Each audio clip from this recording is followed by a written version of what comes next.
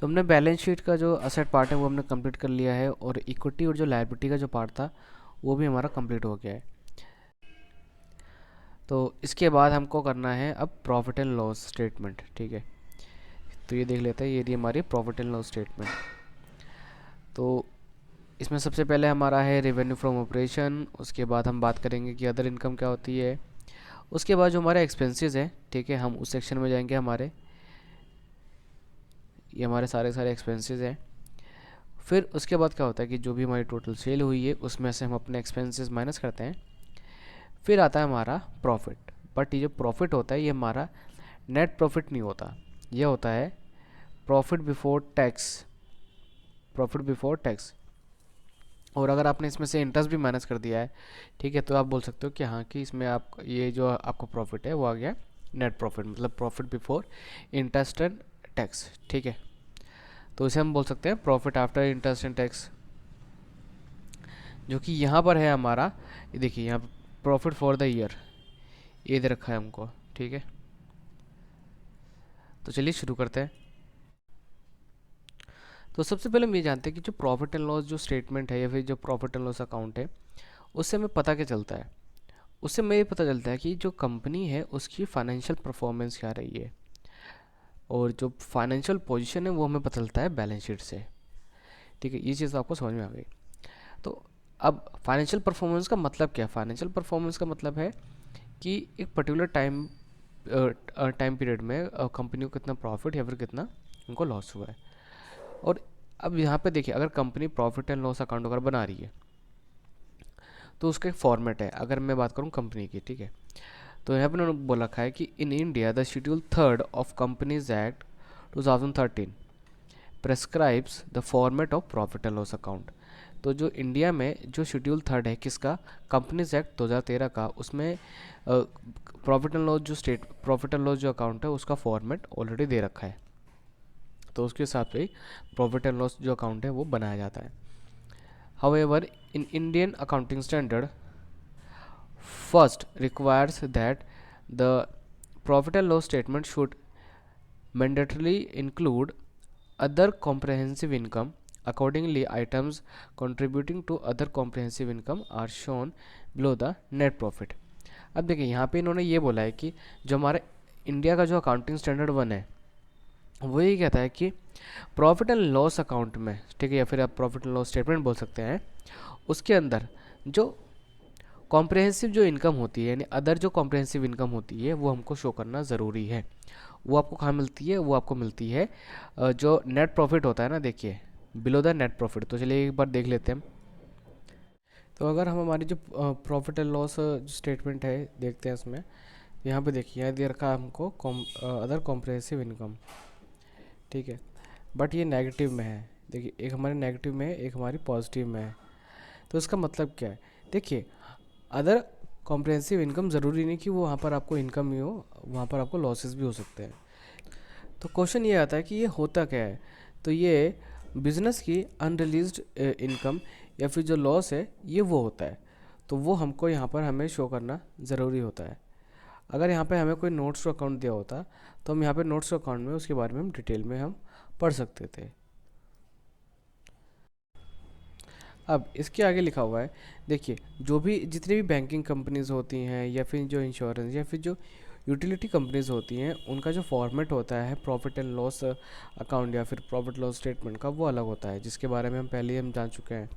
जिस तरीके से बैलेंस शीट का होता है उसी तरीके से इसका भी फॉर्मेट अलग होता है, बाकी कंपनीज का वो सेम होता है। तो यानी कि ऐसी जो कंपनीज होती हैं, ठीक है, बैंकिंग इंश्योरेंस यूटिलिटी, उनको जो हमारा कंपनीज एक्ट है उसमें जो शेड्यूल थर्ड में जो फॉर्मेट दे रखा है प्रॉफिट एंड लॉस अकाउंट का, उसको फॉलो करने की ज़रूरत नहीं है। फिर लास्ट में यहाँ पे एक लाइन की गई है, a profit and loss statement tend to look different for different industries as the nature of income and expenses में वेरी। देखिए यहाँ पर इन्होंने कहा कि जो प्रॉफिट एंड लॉस अकाउंट है ना वो आपको अलग अलग इंडस्ट्री की हिसाब से उनके जो प्रॉफिट एंड लॉस इनकम है वो आपको अलग अलग दिखाई देगी। मतलब जो प्रॉफिट एंड लॉस अकाउंट है वो आपको अलग अलग वो शो होगा, क्योंकि वहाँ पे उनका नेचर ऑफ बिजनेस अलग होता है। ठीक है, तो उनकी जो इनकम है वो भी आपको अलग दिखाई देगी। जैसा कि कई बार लिखा होता है ना कि रेवेन्यू फ्रॉम ऑपरेशन, तो कई बार ऐसा होता है कि अगर कोई कंपनी सर्विस प्रोवाइड करा रही है तो वो वहाँ पे सर्विस वगैरह भी ले सकती है। तो इसमें आपको कंफ्यूज नहीं होना है, बस उनका जो मेन सोर्स ऑफ इनकम है, यानी जो उनकी मेन एक्टिविटी है जिसके थ्रू वो इनकम जनरेट कर रहे हैं, बस वो आपको समझना है। तो सबसे पहले हम जानते हैं कि रेवेन्यू के बारे में। रेवेन्यू क्या होता है? तो रेवेन्यू को हम सेल्स भी कह सकते हैं, यानी अगर किसी कंपनी ने 2 लाख रुपए की अगर सेल करी है तो आप उसको रेवेन्यू आप बोल सकते हो। Revenue represent the amount earn by A company by selling goods and services and it includes income from sources that are part of its core operations। अब यहाँ पे इसको ध्यान समझिए कि कोर ऑपरेशन का मतलब क्या है, कि रेवेन्यू में ना सिर्फ वो रेवेन्यू इंक्लूड की जाती है जो कंपनी अपने मेन बिजनेस की एक्टिविटी है उससे वो जनरेट कर रही है। अगर उसके अलावा और कोई उसको इनकम होती है तो वो रेवेन्यू फ्रॉम ऑपरेशन में नहीं आता है, वो हमारा चला जाएगा या तो अदर इनकम में, या फिर जो हमारी कॉम्प्रेहेंसिव इनकम है तो उसमें चला जाएगा। अब अदर इनकम में कौन सी इनकम आती हैं? जैसे कि आपने कंपनी ने कहीं पे इन्वेस्टमेंट कर रखी है तो अब उस पर कुछ ना कुछ उनको रिटर्न मिल गया या फिर कोई इंटरेस्ट वगैरह मिल रहा है, तो वो हमारी आती है अदर इनकम में। अब इसके बाद नेक्स्ट आता है हमारा अदर इनकम। ठीक है, अदर इनकम हम किसको बोलते हैं? अदर इनकम हम बोलते हैं जो कि कंपनी की नॉन ऑपरेटिंग इनकम होती है। ठीक है, तो उसे हम बोलते हैं अदर इनकम। फिर नेक्स्ट है हमारे expenses. The expenses reporting varies based on nature of industry. ठीक है, अब जो एक्सपेंसेस होते हैं उनका जो नेचर होता है वो इंडस्ट्री के नेचर के ऊपर होता है। उस हिसाब से हमें आइडेंटिफाई करेंगे कि कौन सा एक्सपेंस का नेचर है वो क्या है। तो उसके बारे में अभी हम डिटेल में अभी हम जाएंगे और एक एक करके एक्सपेंस के बारे में हम ठीक से पढ़ेंगे। Common line items that exist irrespective of industry include employ cost, depreciation and finance charges. अब जो कॉमन तौर पे जो एक्सपेंसेस होते हैं वो कौन से होते हैं? तो जैसे हो गया एम्प्लॉय कॉस्ट, फिर next depreciation and then finance charges. तो ये कॉमन जो एक्सपेंसेस हैं वो आपको ऑलमोस्ट हर बैलेंस शीट में आपको मिलेगा। In the case of manufacturing industry companies report 3 more standard line items. अब अगर हम बात करें किसी मैन्युफैक्चरिंग इंडस्ट्री की तो वहाँ पर आपको 3 और आइटम्स आपको देखने को मिलते हैं, जैसे कॉस्ट ऑफ रॉ मटेरियल्स। ठीक है, जो कंपनी ने रॉ मटेरियल ख़रीदा है उसकी कॉस्ट कितनी है।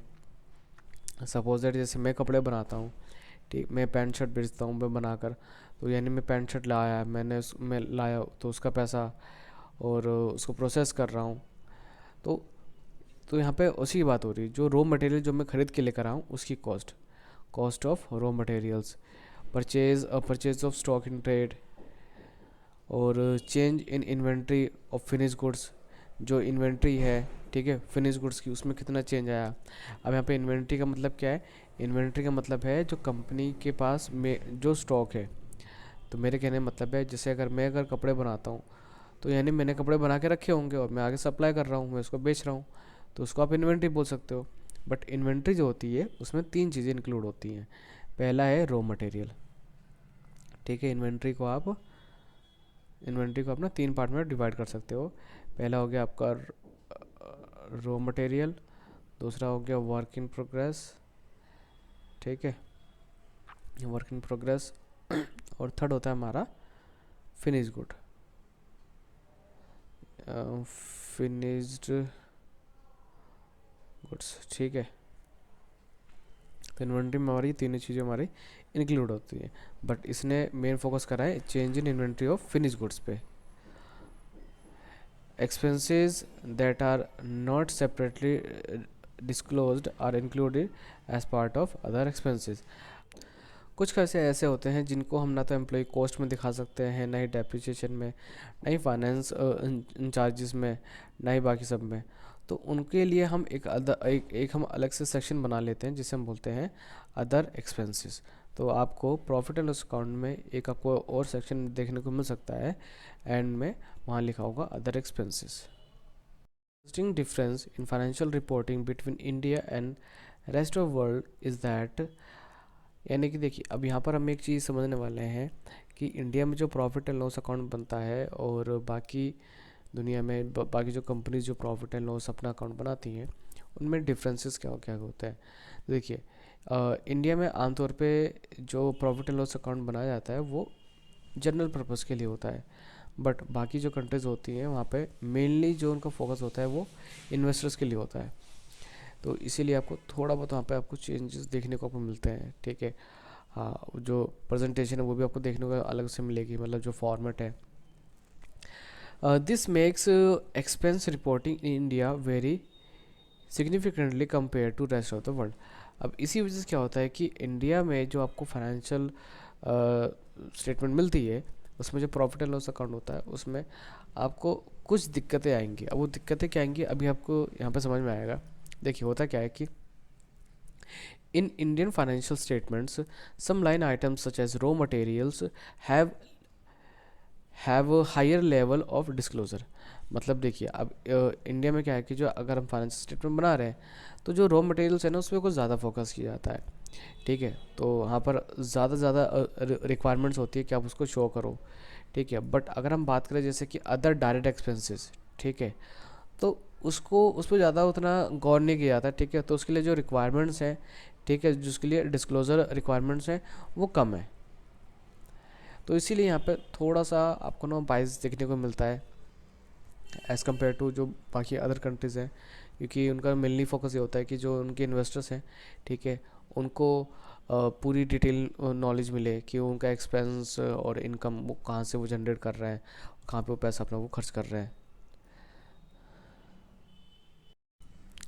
एंड में इन्होंने एक यहाँ पे एग्जांपल भी दे रखा है, while raw material cost are disclosed, other components of direct cost are not directly disclosed, ठीक है। तो इसका मतलब क्या हो, देखिए, तो अब रॉ मटेरियल की जो कॉस्ट है वो तो चलो अनडिस्क्लोज की जा रही है, लेकिन जो बाकी जो अदर कंपोनेंट्स हैं, ठीक है, बाकी जो अदर हमारी जो कॉस्ट है, अदर जो हमारी डायरेक्ट कॉस्ट है, ठीक है, वो उतनी अच्छी तरीके से वो डिस्क्लोज नहीं की जा रही है, ठीक है, हमें उतना नहीं बताया जा रहा है।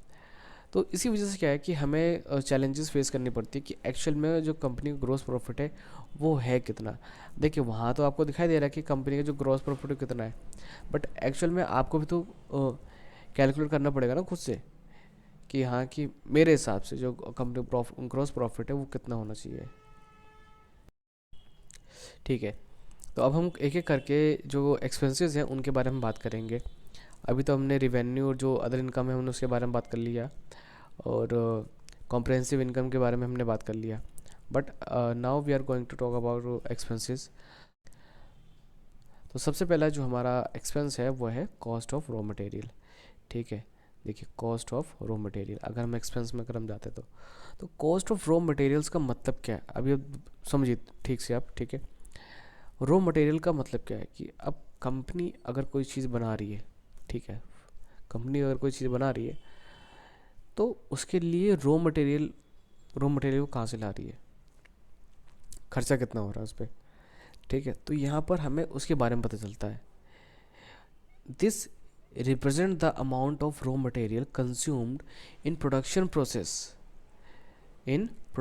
प्रोसेस, ठीक है, कि कितने अमाउंट का जो रॉ मटेरियल है वो कंज्यूम किया गया है प्रोडक्शन प्रोसेस में for companies that follow periodic inventory accounting system, ठीक है। अब कंपनी क्या करती है, कंपनी इसके लिए ना वो एक इन्वेंट्री अकाउंटिंग सिस्टम वो फॉलो करती है।